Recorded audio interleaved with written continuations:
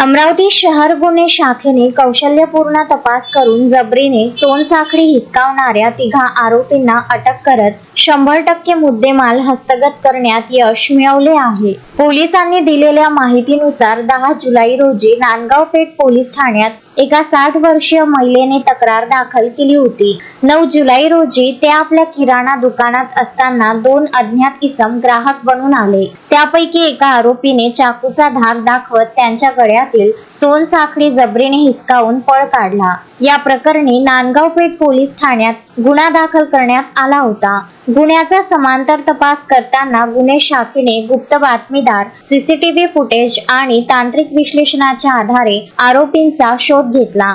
चौकशी दरम्यान आरोपींनी गुन्ह्याची कबुली दिली। पोलिसांनी तिन्ही आरोपींना अटक करून चोरीस गेलेली सोनसाखळी, एक दुचाकी आणि मोबाईल असा एकूण 2,91,000 रुपयांचा मुद्देमाल जप्त केला। अटक करण्यात आलेल्या आरोपींमध्ये सुमित उर्फ विक्की ढोके वय 33 वर्ष, सुशील मेश्राम वय 22 वर्ष आणि रोहित काळे वय 22 वर्ष सर्व राहणार अमरावती यांचा समावेश आहे।